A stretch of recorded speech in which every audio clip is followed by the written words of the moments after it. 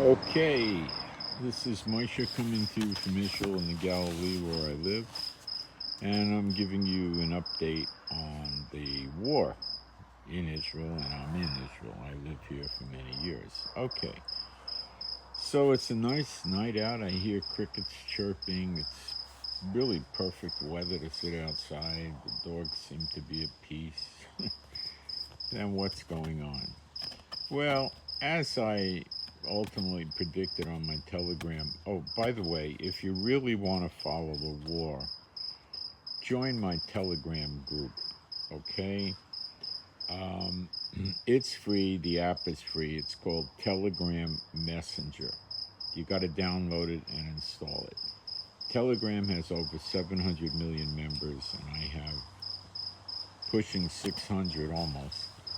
And I've been on there for years, and I have never heard of anybody having any type of problems with Telegram. There's no censorship. It's encrypted. It's great, okay? And I'm updating that like at least 150 times a day with different notices and messages I put up. I also tie the things happening in the war with Bible prophecy. I put the Bible verses up there, and I break them down verse by verse and show you how it ties in. So if you really want to follow the war from inside Israel, okay, join me on Telegram. To get download the Telegram Messenger app, then send me an email, and I'll mail you the invite link to Telegram.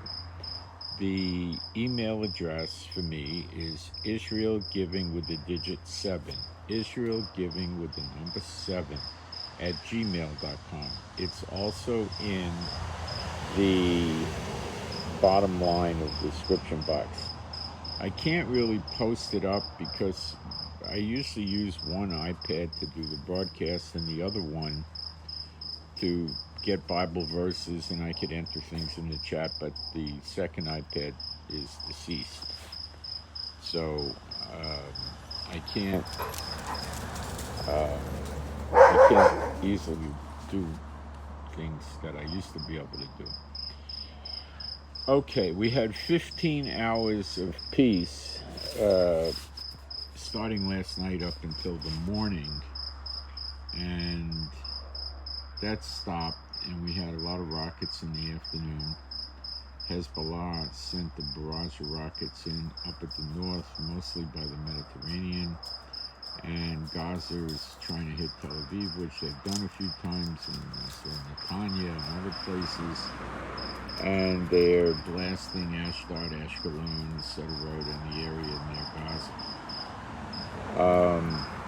Our soldiers are, I don't know how many, at least 100,000, camped right around Gaza with many tanks and mobile artillery and the whole bit, waiting for a ground invasion. Biden did not stop the ground invasion. The Secretary of Defense warned last night Hezbollah to stop their firing of various things into Israel, and they have not stopped. And it was stressed to be a serious warning, so I don't know what the implications of that is. It's very difficult to figure out where the Dwight D. Eisenhower aircraft carrier is. The latest I picked up is it was still around Virginia, but it has a full complement of airplanes on it now. So it's typically about, I guess, a 6 or 7 day journey to get over here. The hostages are still held hostage. In Gaza, we think it could be 250 people. We're not sure.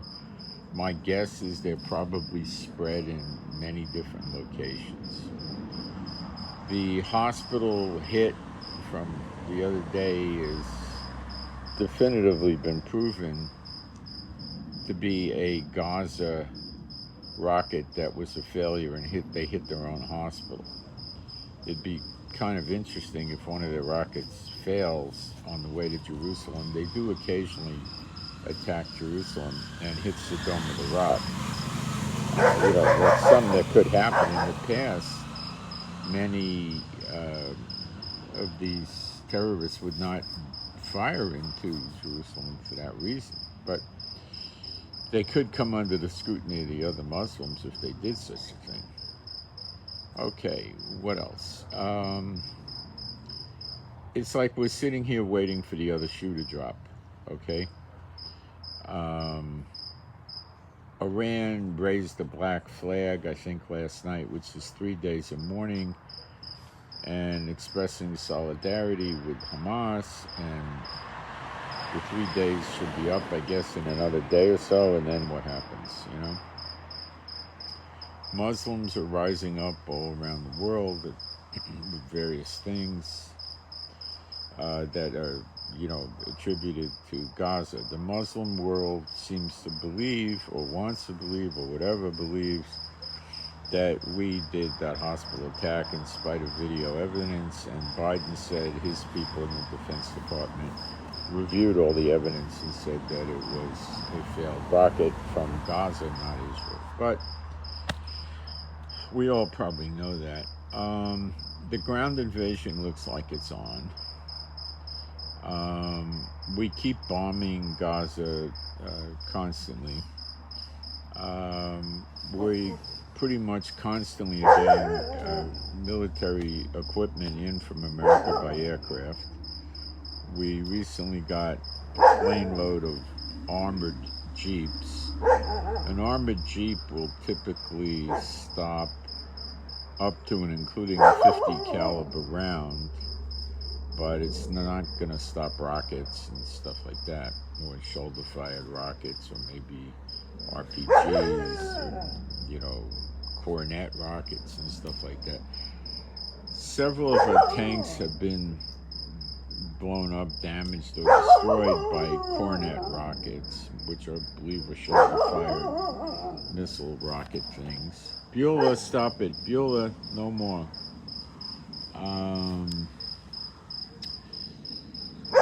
Let's see. Hezbollah keeps a steady trickle of firing various things to our forces lined up at the Lebanon border. There's gunfire skirmishes, there's Cornet rockets, there's mortars, there's missile rocket. It's intermittently all during the day. There's various factions of terrorist groups staging in Syria to some extent. Whatever that means, we don't know. Egypt is bringing in humanitarian aid to the south of Gaza. Civilians living in North Gaza are supposed to go down to South Gaza for the safety, but I don't think that many are going down, and I do believe the American passport holders that are in Gaza are going to get out into Egypt through the Rafah Gate, which is being repaired. It was blown up. So that will be a good thing for them. Where they're going to go, we don't know. Is Hezbollah going to get into the fight big time? We don't know. Do we think they would? Beulah, stop it, honey. No more now. Beulah, come here. Beulah, come here. Come here. Beulah, I'm calling you. Come here. Beulah, come. Beulah, you're not listening now. Come here. Do I have to get up, Beulah? She's stubborn. She thinks that there's some Hamas cat in the neighborhood, and she's worried about it. What else? We're waiting for the other shoe to drop. Okay? I've provided a lot of Bible studies on my Telegram about where this fits into the scriptures, and you can go there and read it. Okay, Beulah, you're not listening. Now come here, Beulah. Okay, Beulah, come here. She's born to bark. She thinks that's her creed. What else? My wife's still not in Israel. She's trying to get back, but it looks dim. She might not get back till next year or something, judging by what's going on with the war.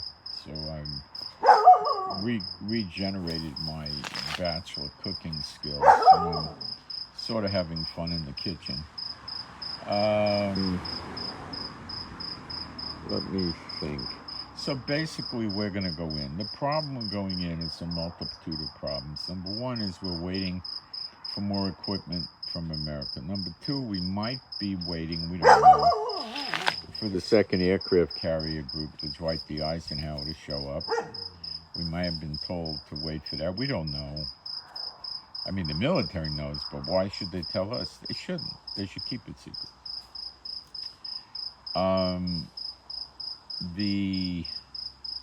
The tensions are extremely high. The West Bank is lighting up with Palestinians sympathetic to Hamas, and there's a lot of problems. The police arrested several hundred of them in the last 24 hours or so. These would be terrorists.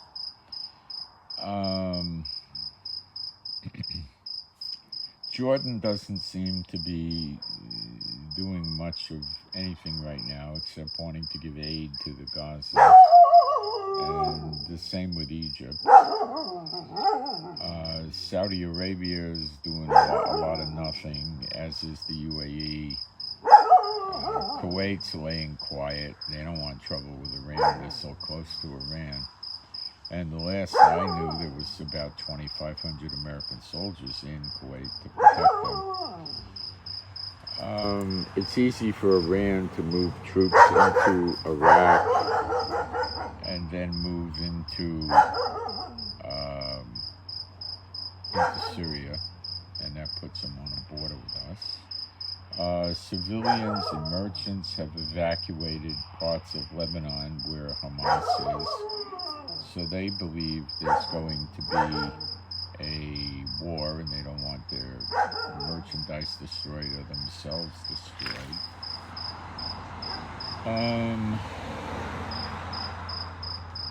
The bursts of missiles coming out of Gaza seem to be intermittent, and I'm wondering if it's because they run out of missiles and then they manufacture more on the ground and then do another volley or something. I don't know what they're doing. The British newspaper told us that the underground labyrinth of tunnels is about 40 feet underground, and it's composed of about 300 miles of tunnels. They call it the Metro, which names it after the London tubes, the subway system. So right now it's quiet. I'm most confident it's not going to be quiet. I'm rather sure Iran and Hezbollah are going to rise up in this thing. And then we'll see where it goes from there. Many places in Israel, most of Israel, is operating as per normal. There's some small amount of things that you can't get from the grocery stores, but then a few days later you have them. Like, I couldn't get sandwich meat easily, or at all, actually, the other day. And that could be because the IDF bought it all up to make quick sandwiches for the soldiers, is a likely possibility.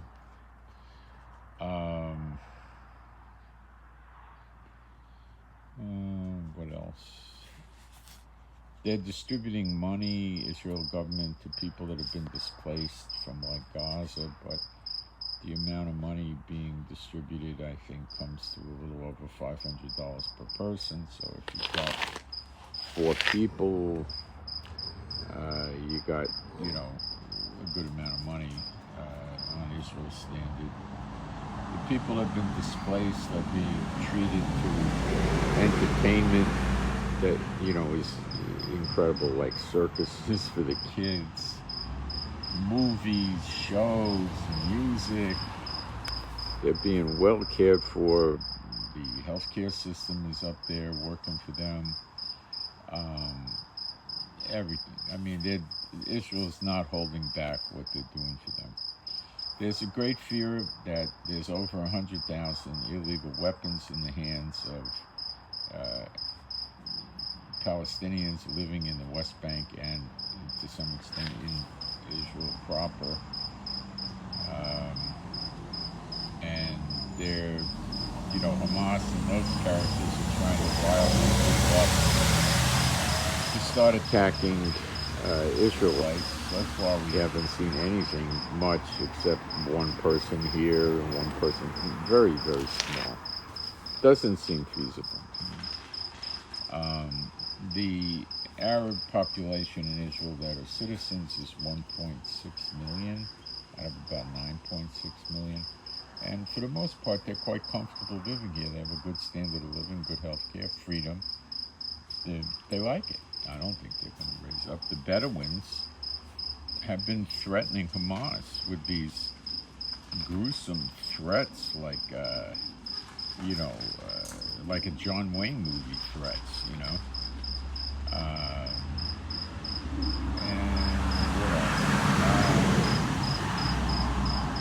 that's basically the wrap up. In a word, we're waiting for the next shoe to drop, It's not going away. There's no peace talks. There's no reconciliation going on.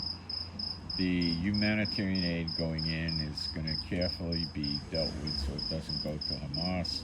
Basically, it's going to be in the south, and we're attacking, or we will do the ground invasion from the Mediterranean with our special forces, the Navy, and we'll do it from the north, and we'll do it from the east. But we're not going to bother the south. And so far, from what I could tell, the amount of people that have traveled from northern Gaza to southern Gaza is not that high. It could be that Hamas is making it difficult for them to travel, or they don't want to go there, or combinations thereof. I don't know yet. So things are moving. Israel's staging, basically getting ready. Okay? As long as they keep firing rockets, we got to stop it. Okay? And because they're underground 40 feet with reinforced tunnels, it's difficult. Okay? And there's so many tunnels, I don't think it's feasible to use massive bunker buster bombs. That I don't think that's a plan. Okay? Filling the tunnels with water is ridiculous. It's far away from the ocean and way too much water. So the only thing we can do is go in by ground.